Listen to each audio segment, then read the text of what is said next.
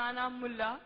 My question is, with regard to the evolution of Homo sapiens, you have Charles Darwin in Science giving an explanation that it's because of the process of natural selection that the human beings have evolved. Now this seems to be in contradiction with the Islamic belief that we are the children of Adam alayhi salam. Now how can this be reconciled? This is a very important question. No lecture of mine on this topic of Quran modern science is complete without this question. I've given this talk in various places, in Canada, in USA, in UK, in Saudi. Never is this topic complete, never is the question answer complete without this important question of theory of evolution. Charles Darwin. Sister posed the question, how can you reconcile the Quran with Darwin's theory of evolution? Sister, I have not come across any book which says fact of evolution. All the books say theory of evolution. There is no book I have come across saying fact of evolution. If you read the book by Charles Darwin, The Origin of Species, it says that Charles Darwin went on an island by the name of Calotropis on a ship named as HMS Beagle. And there he found birds pecking at niches. Depending upon the ecological niches they pecked, the beaks kept on becoming long and short. This observation was made in the same species, not in different species. Charles Darwin wrote a letter to his friend Thomas Thumbton in 1861 saying, I do not believe in natural selection, the word that you used. I don't believe in theory of evolution because I've got any proof. I only believe in it because it helps me in classification of embryology, in morphology, in rudimentary organs. Charles Darwin himself said that there were missing links. He didn't agree with it.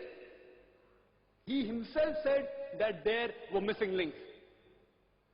Therefore, if I have to insult someone, that if you were present at Darwin's time, this theory would have been proved right, trying to insinuate that he looks like an ape. It's a joke we make. The reason that this theory, in most parts of the world, it is taught as good as fact. You know why? Even I was in school, I learned about Darwin's theory. And even today they are taught. You know what the reason is, sister? The reason is because that if you analyze the church was against science previously. And you know the incidents that they sentenced Galileo to death. They sentenced Galileo to death. Why? Because he said certain statements in astronomy, etc., which went against the Bible, so they sentenced him to death, for which the Pope apologized now. So, when Charles Darwin came up with a theory which goes against the Bible, they didn't want any sufficient proof. An enemy of my enemy is my friend. So all the scientists, most of them, they support the theory because it went against the Bible, not because it was true. They only supported it because it went against the Bible. All the stages we have mentioned, sister, all the stages, Lucy, there were 4 hominids. Science tells us today there are 4 hominids. First is Lucy, along with its guide, the Australopithecus, which died about 3.5 million years, the Ice Age. Then, next came the Homo sapiens, who died about 500,000 years ago. Then came the Neanderthal man, who died 100 to 40,000 years ago. Then came the 4th stage, the Cro-Magnon. There is no link at all between these stages. According to P.P. Grassi, in 1971, who held the chair of evolutionary studies in Paris, in the Sorbonne University, he said, it is absurd. We cannot say who are ancestors based on fossils.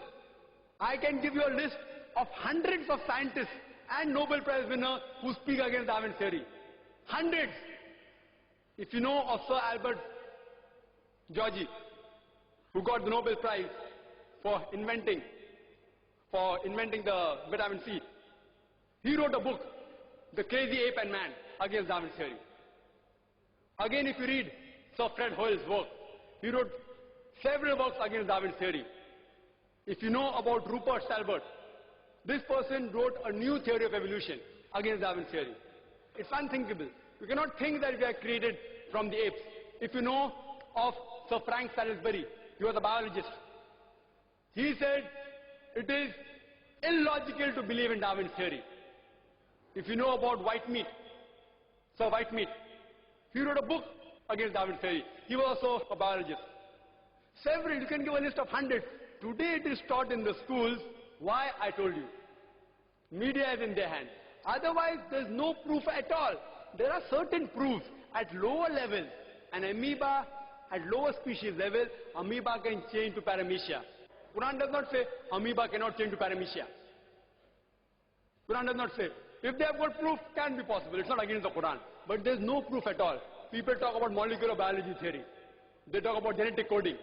According to Francis Crick, who's authority in this field, he said it is unimaginable.